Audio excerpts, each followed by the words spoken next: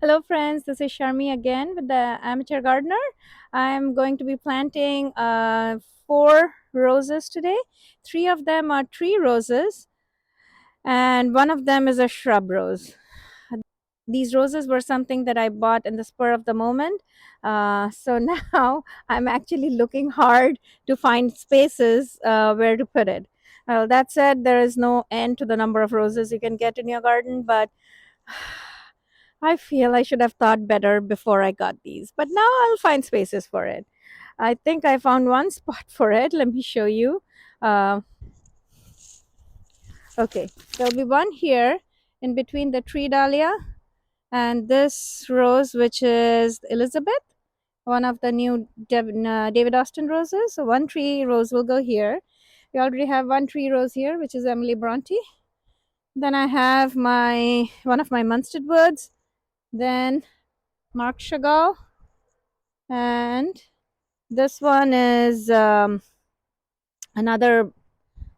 Munstead wood. And then I'm going to put another tree rose there. Here we have some daffodils that are starting to bloom. Some of them are fading out, but most of them are starting to bloom. So we'll see how that goes. And then my peas are the backdrop, and they are starting to flower and produce pods. Okay. So here are the three roses. Actually, here are the four roses that I got. This one is, I think, Cathedral. Hang on. This one is Moonlight in Paris. And this is the one that this is the tree rose that I got because of the amazing scent. Hang on. This is called Orchid Romance. This is a white tree rose. This one I have to still find a spot for it, probably somewhere in the front. It is called Veranda White, and this one is a yellow Julia Child. It's also another tree rose. So I'm going to put the Orchid Romance and the Julia Child there, where I showed you in a bit. And I still have to find a spot for the shrub rose and this white tree rose, Veranda White.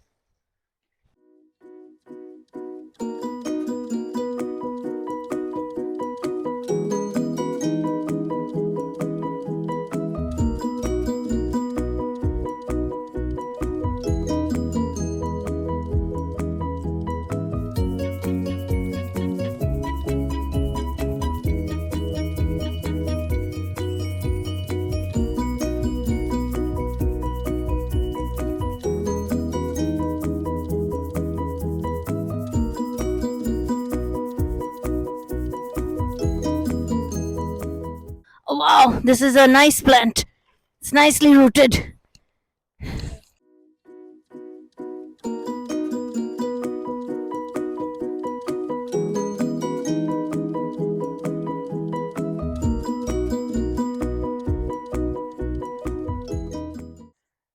Oh, nice.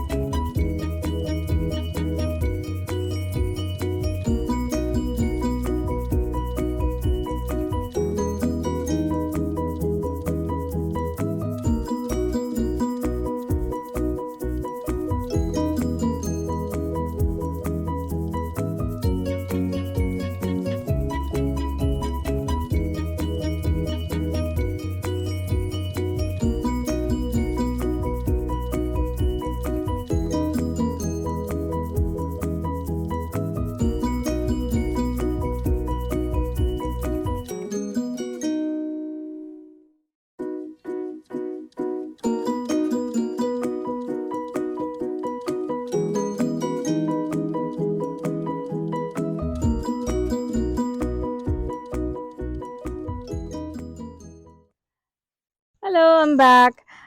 So didn't finish planting all the roses that I planted yesterday. So we are back this afternoon. I have a couple of roses to plant. One is the Moonlight in Paris, and one I think is like white veranda. It's like a white tree rose. We'll be planting those two today.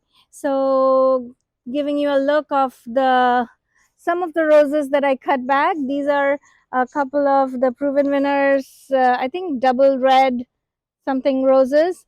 So there are two of them there. They have plenty of buds and they have just started blooming. And then there are a couple of other roses here. I think it's Belinda's Blush, Delish, and Beverly Eleganza there. So there are three in a row. Delish is already blooming and it has a very beautiful fragrance. So and then the little stumps that you see here, there's one here, there's another one there. I think there are like 4 or 5 of them. They are angelonias. I think they're pink in color, or maybe some maybe purple. I think most of them are pink here. So they are all coming back. That's the benefit of living in zone 9. And then if I turn back here, um, you can see my hydrangea. That is a limelight hydrangea that bloomed profusely, that is just starting to leaf out. And then the little stick like thing that you see here that has many bifurcations on top, that is a yellow azalea, but that's like an old time azalea. That's not one of the new ones. And then it produced a couple of more shoots from the bottom. So that's pretty much it. And then if you turn around here, you can see the beautiful fern here. So this is foxtail fern, and it dies back to the ground over the winter and reliably comes back every year. It's been there for at least 5 years, and I always cut it back over the winter. The little sticks that you see behind me, that's a Temple of Bloom uh, that I got from Proven Winners. I think about 2 years ago, something like that. It bloomed very nicely and it also has very wonderful bracts. Okay, let's get to planting.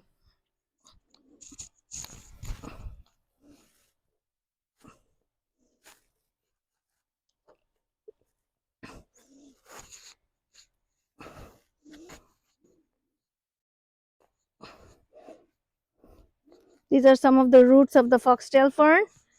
I don't care about those. I'm going to be cutting them back, and they don't care. They always grow back.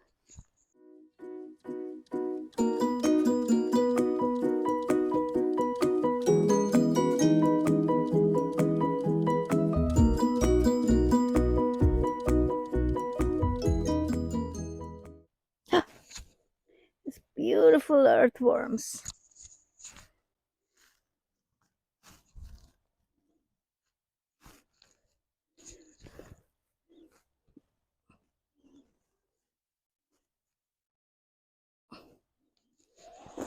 Okay. Now here is the plant, which looks very, very healthy.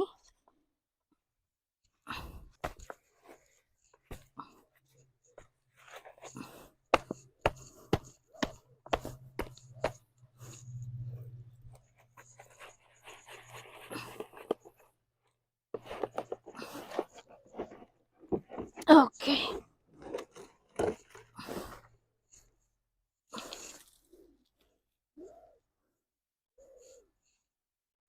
It's very beautiful roots. Not totally root bound. Probably has been in this pot for maybe 2 to 3 months. I am going to put some biotone starter here.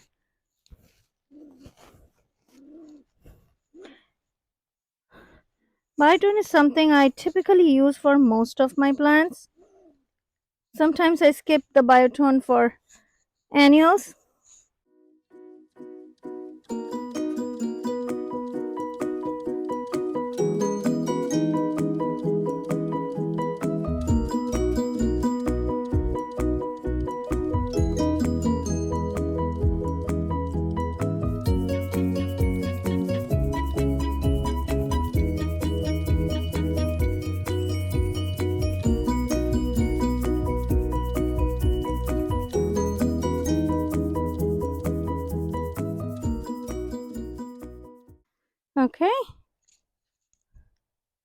So we're in the front right now, and I'm going to be planting the tree rows.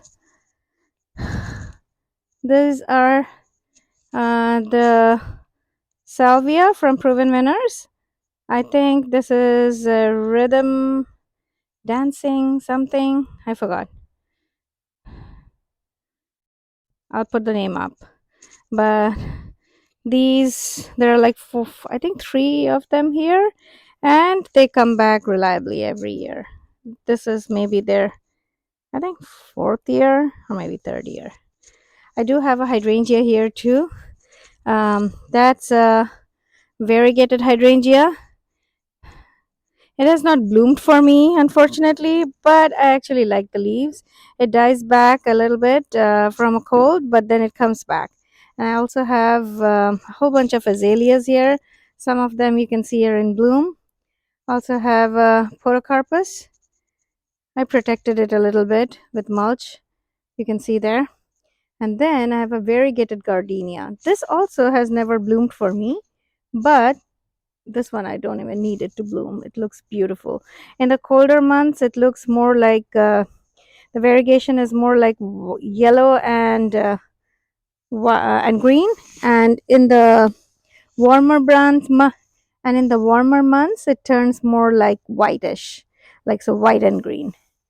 Then a whole bunch of astilbe here in this bed. This bed gets mostly right now. You can see some sun in like mid afternoon, but this bed gets is mostly is in shade, and more as the myrtle tree leaves out. This is like the spot in between two houses. This one has a little bit of sun. That's like a ladybank's rose. This is only quite new, so it's been only been here like 3 months ish. Have some hellebores here, and then have some Proven Winners Superbina, the white variety, and they are starting to kind of bloom, leaf out, and starting to bloom. And then I have a tiny fir here, which is one of my faves. This is Delavavi Buchanan fir, Avis Delavavi, something like that. Oh yes, that's the tag. So it has got nicely settling down. It's only been here for like the past 3 or 4 months. That's another azalea. These are all the lush green is all the salvia. Here are three more of the um, superbena, and have some dianthus which are blooming their hearts out. These are wonderful for cut flowers if you want to. That's another um, azalea. This one has more like double blooms. That's the last bit of blooming of the Creamer Supreme camellia. There's another camellia here, Snowchan, which is done, has some dried flowers on it. Uh, the super the Althea or Rose of Sharon. We have two of them here. One's a dwarf variety and one's a regular tall variety. So that's here. And then in front of it, I have my ginkgo. This is Marican, Ginkgo biloba. So it's starting to leaf out. And then this one is the Seryu Japanese maple, which looks awesome now with the leaves and a little bit like red tinge at the tips. It'll look even better as it leaves out more. But coming back to the rose, this is an area that is vacant that has drip irrigation, and this is where the rose is going to go, behind this salvia and in front of the uh, kind of the azalea and the maple. I do have some baptisia here where the pot is that is just starting to barely come up, but hopefully I'll see more of them in the next coming weeks. Okay, so let's get back to work.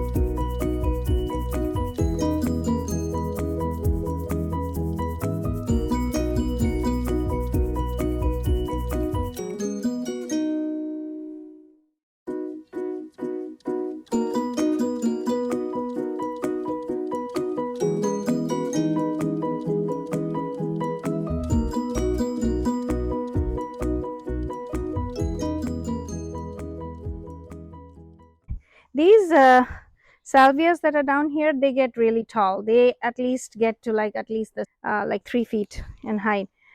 Okay, so this is the white tree rose. It's called veranda white. So this should rise above the salvia in front, and then with the backdrop of the maple. That one is in more shade. As you come more towards the front, it gets more sun, and it does really well here for the last 3 years. And then I try to take advantage of the top sun uh, that this area probably gets. I can see that it's in quite a bit of like kind of protected sun here. So this should do okay. Please hit a like and subscribe if you liked my video. And otherwise, I'll see you in my next video. Bye bye.